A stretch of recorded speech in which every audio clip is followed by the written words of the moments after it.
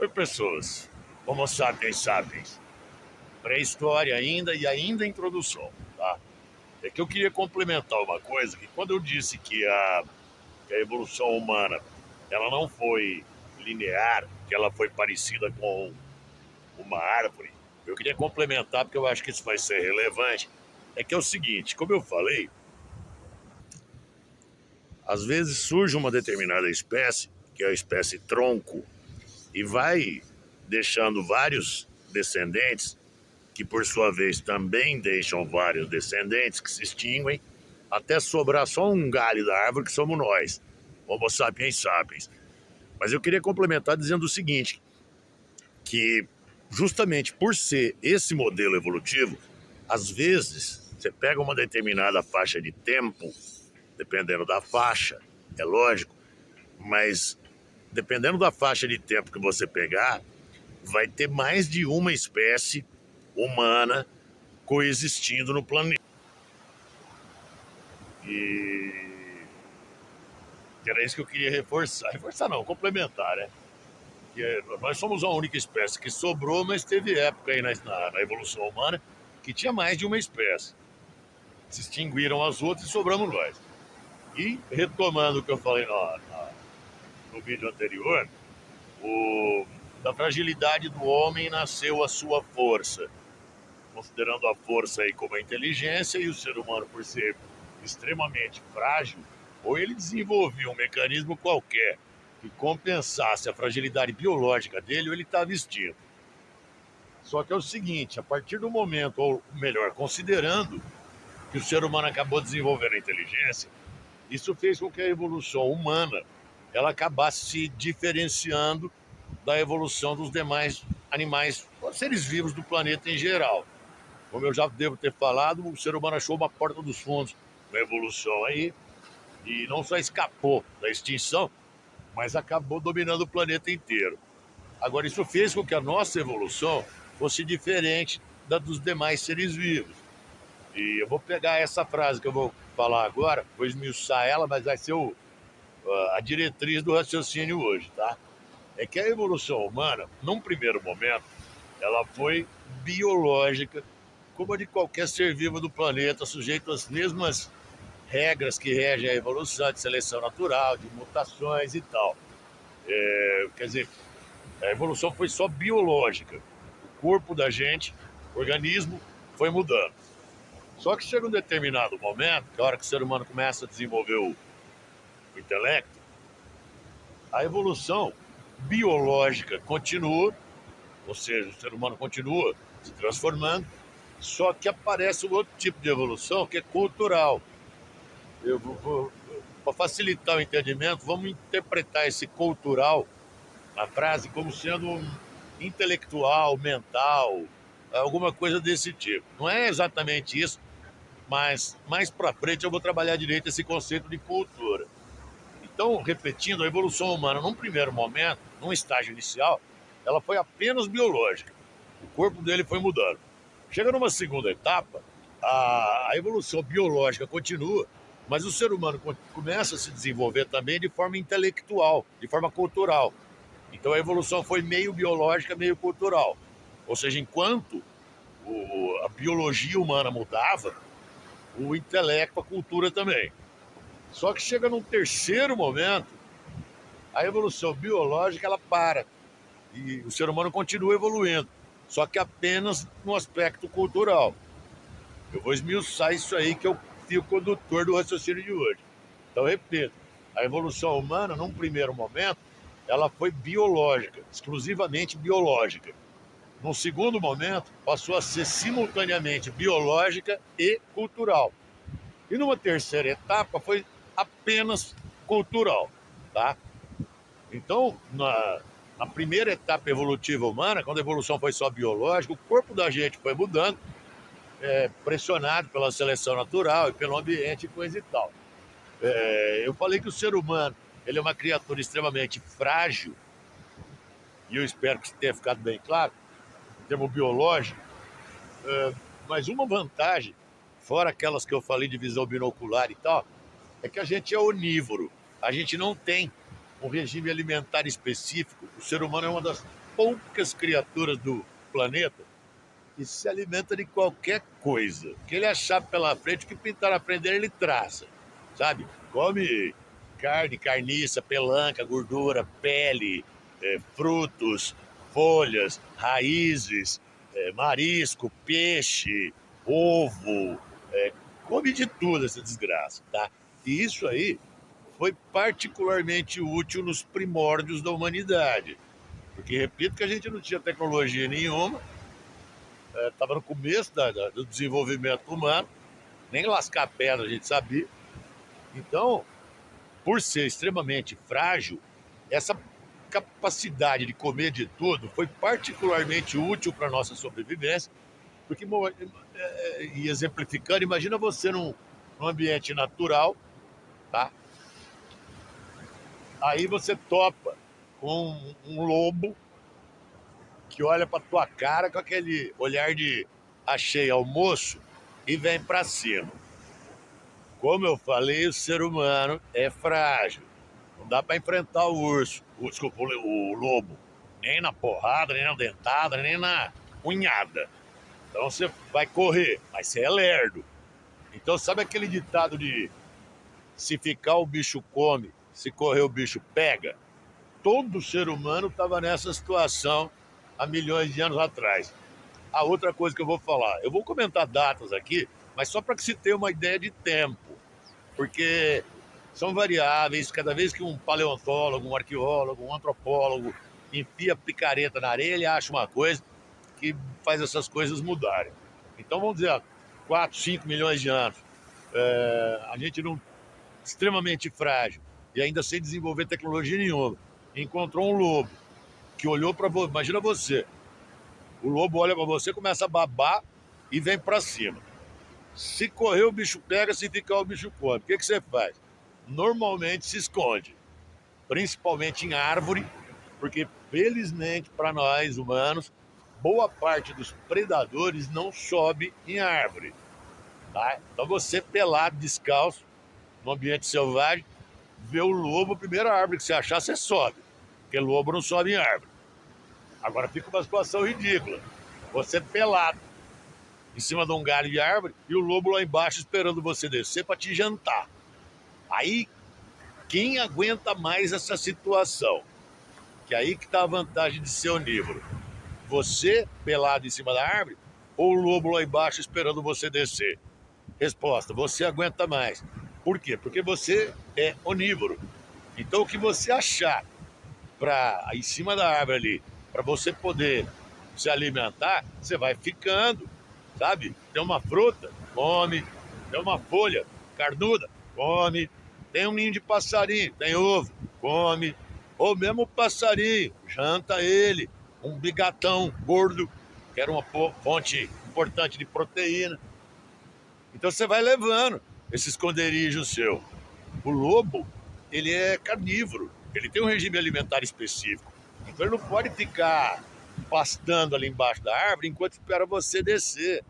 Quer dizer, vai chegar uma hora que o estômago do lobo vai roncar, ele vai desistir de esperar você descer e vai sair fora procurando outra presa, que é o que vai te dar um tempo de descer da árvore, que seja para correr até a próxima árvore, que é óbvio que a fonte de alimento numa determinada árvore também se esgota, mas pelo menos sobrevive.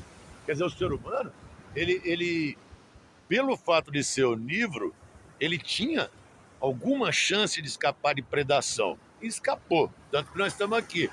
Só que é o seguinte, se os primeiros seres humanos que estavam nessa situação tivessem a mesma constituição física, orgânica que nós temos, que é frágil, repito, ele não ia aguentar o tranco.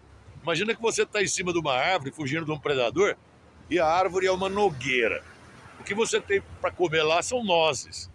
Aí, como eu falei, nós não temos uma mandíbula poderosa, uma dentição afiada. Você não vai quebrar uma noz no dente.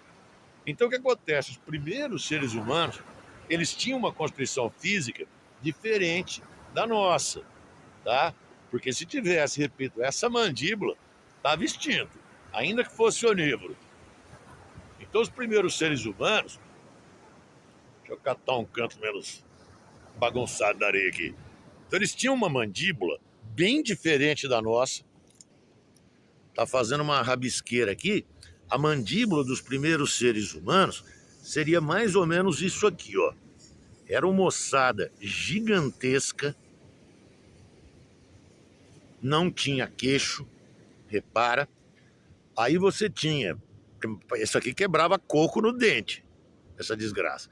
Tinha a ossada da dentição superior, que era bem puxada para trás, os caninos eram um pouco maiores, nada muito expressivo, mas terminava essa ossada da dentição superior, já começava a fossa nasal. Essa criatura não tinha nariz, era mais ou menos que nem narina estatelada para fora, que nem de um chimpanzé. Aí terminava a cavidade nasal, já começava a cavidade ocular, que era mais ou menos do mesmo potencial de visão que a gente tem. Talvez o olho fosse um pouco mais arredondado, só que terminava a cavidade ocular, tinha na região do supercílio uma protuberância óssea que funcionava meio que como um escudo para essa cara estatelada para o mundo natural aqui. Que era uma espécie de escudo mesmo, de proteção contra o rosto. E aí terminava essa protuberância, vinha a caixa craniana, que era pequena, cerca de 1/3 do tamanho da caixa craniana de um ser humano atual. A cabeça era muito pesada, porque tinha muito osso denso e uma musculatura poderosa, principalmente para poder manipular essa mandíbula. O feixe de nervos da coluna vertebral, espinha, coluna dorsal, vinha por aqui, entrava por trás da cabeça. A musculatura do pescoço era uma ignorância, pode até se dizer que não tinha nem pescoço, que para sustentar essa cabeçorra imensa aí, precisava realmente de uma musculatura muito poderosa.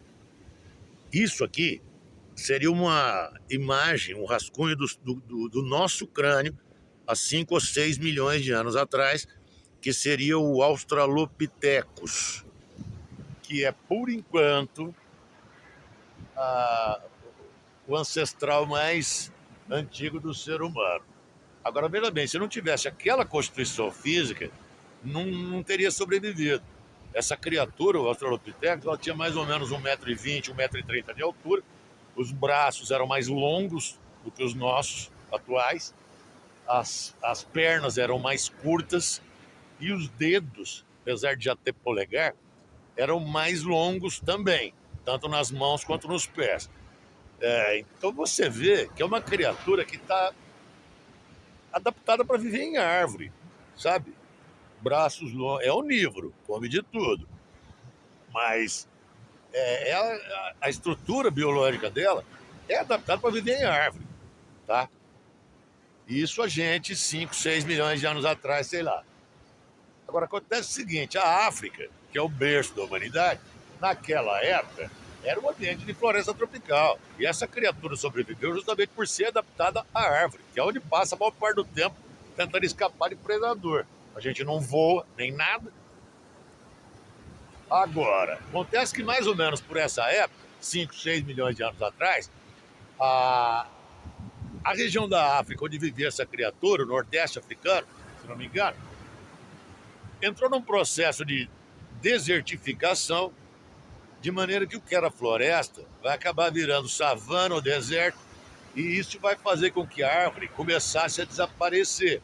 O que para essa criatura, o Australopithecus, vai acabar significando a extinção, porque essa criatura está muito adaptada para viver em árvore, e na medida em que a árvore for ficando escassa, esse bicho vai ser obrigado a ficar cada vez mais tempo no chão, e ele não tem adaptação nenhuma para viver no chão, e é frágil, como eu falei. Quer dizer, a partir do momento em que essa criatura for sendo obrigada a passar mais tempo no chão, em função da falta de árvore, ou ela se adapta, ou ela aprende, biologicamente falando, se adapta, ou ela aprende a fazer as coisas que a natureza não deu. Que nem aquela mandíbula ignorante que eu desenhei ali. Quebra castanha no dente aquele bicho, na mordida. Só que veja bem, imagina que nasce um ser humano com defeito. São mutações aleatórias não é nada planejado, não há diretriz, a evolução humana não é linear. Mas vamos dizer que na hora em que essa criatura começou a ter que viver no chão, nasceu um ser humano com defeito, com uma mandíbula menor do que aquela. Se fosse antes, estava extinto. Só que, se essa criatura com uma mandíbula menor aprender a fazer ferramentas de pedra que substituam a mandíbula e a dentição, essa mandíbula que o Australopithecus tinha, ela se tornaria desnecessária, irrelevante para a evolução. Tá? Então, se o cara aprender que com a pedra lascada ele forma uma lâmina ou uma marreta que substitui a dentição, a garra, o dente, a mandíbula que ele não tem, ele não vai se extinguir. Ele volta a dizer, da fragilidade do homem nasceu a sua força. A gente vai ter essa criatura, a partir do momento que ela passa a viver no chão, ela vai ter que aprender a fazer aquilo que a natureza não lhe deu. Então, o que foi acontecendo ao longo desses milhões de anos? As mutações foram ocorrendo no sentido de transformar aquela criatura biologicamente no que a gente é hoje. Então, a mandíbula, ela foi diminuindo de tamanho ao longo de milhões e milhões de anos de evolução. O Australopithecus se extinguiu. Também não vou entrar em detalhes sobre quais tipos humanos foram aparecendo, porque também é irrelevante para a história, pelo menos, que eu estou me propondo a fazer. Mas o que foi acontecendo? A mandíbula humana, ela foi, ao longo de milhões de anos, diminuindo de tamanho, voltando para a rabisqueira aqui. Então, grosso modo, daquela mandíbula ordinária, grotesca, do Australopithecus, a mandíbula, ela foi diminuindo de tamanho, foi ficando mais fina, mais leve, mais delgada. Aparece o queixo, que não tinha, tá? A ossada da dentição superior diminuiu. Aparece um ossinho aqui, que vai dar origem ao nariz. E mesmo o nariz tem uma função evolutiva importante, que no meu caso é relativamente avantajado, mas o nariz, ele meio que pré-aquece o ar antes dele chegar no pulmão, de maneira que o ar já chega meio aquecido no pulmão, o que facilita a absorção de oxigênio pelo sangue para irrigar o cérebro, que é de onde vem a nossa força. Essa criatura vai ter que desenvolver inteligência para poder sobreviver. Então dá a impressão que as coisas foram caminhando e se combinando para que isso, o potencial intelectual, se desenvolvesse. Então, voltando para a rabisqueira, o nariz, você vê um chimpanzé que tem as narinas estateladas para fora, mais ou menos. O ar chega meio frio no pulmão. Então, o que acontece? A hora que o ar está dentro do corpo, adquirindo temperatura para que o sangue possa absorver oxigênio, já está na hora de expelir esse ar. Então não tem como irrigar o cérebro. Quer dizer, até o nariz foi útil em termo evolutivo. Voltando aqui, aparece o nariz, a cavidade ocular ficou maior, o olho ficou mais oblíquo, sem que houvesse perda de capacidade visual. Essa protuberância óssea que tinha na região do supercílio desapareceu, porque ficou sem utilidade também. A criatura já consegue fabricar ferramentas, aparece a testa, que não tinha, e o resto do crânio inteiro vai ser caixa craniana, para abrigar um cérebro 3 vezes maior do que o cérebro do Australopithecus. Apesar de o cérebro ter triplicado de tamanho ao longo da evolução, a cabeça diminuiu de peso, porque o que pesava nessa cabeçorra aqui era osso e músculo, e isso diminuiu. Então, com a cabeça ficando mais leve e principalmente a coluna vertebral, feixe de nervos entra por baixo e não por trás, como no Australopithecus, o que permite a criatura ficar completamente ereta. O pescoço ficou mais fino, mais leve, mais delgado, Ó, tem um companheiro de aula aparecendo aqui. E a criatura pôde andar completamente ereta, tá? O bipedalismo ficou pleno. E como eu já falei, liberou as mãos, que tem esse formato bom, útil. Só que veja bem, aquele crânio, o segundo, que eu rascunhei, somos nós, Homo sapiens sapiens. De maneira que entre o Australopithecus, que é, repito, pelo menos por enquanto, o ancestral mais antigo que a gente conhece, entre o Australopithecus e nós, Homo sapiens sapiens, passou-se quase todo esse tempo de 5, 6 milhões de anos. Nós, Homo sapiens sapiens, nós temos cerca de 200 ou 300 mil anos só no planeta. Então, quase esse tempo todo, 6, 5 milhões de anos, foi gasto com evolução, ao mesmo tempo biológica e cultural. Quer dizer, até o Australopithecus, e durante os primórdios do Australopithecus, a evolução foi só biológica. O corpo da gente foi mudando. Só que do Australopithecus até nós, Homo sapiens sapiens, ao mesmo tempo em que... Deixa eu voltar para a rabisqueira. Ao mesmo tempo em que o corpo da gente foi mudando, ou seja, ao mesmo tempo que a evolução biológica foi se desenvolvendo,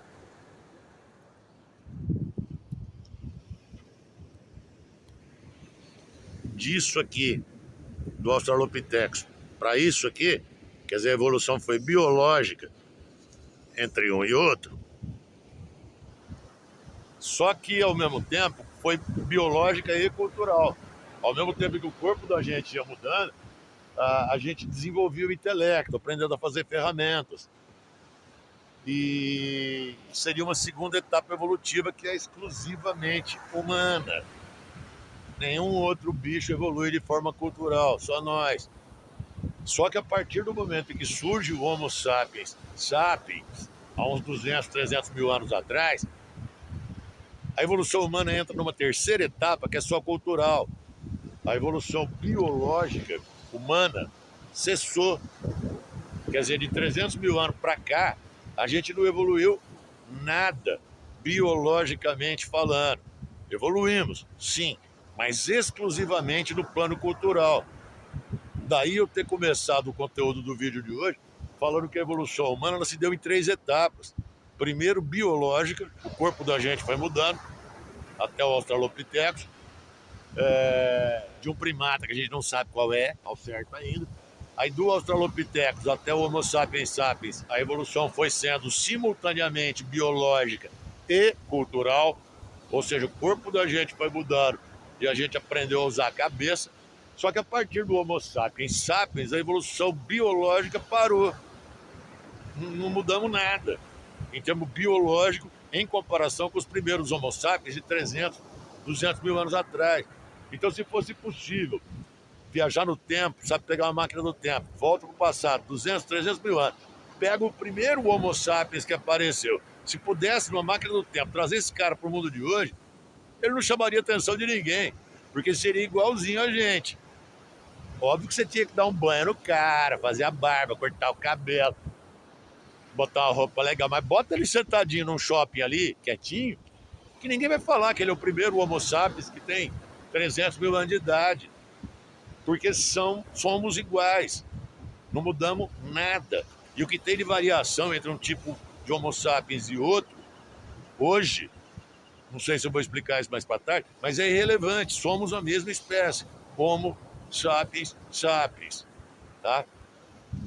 Então, falar da história do Homo sapiens sapiens é falar da evolução cultural dele, é falar das coisas que o ser humano fez, mesmo que seja frágil biologicamente.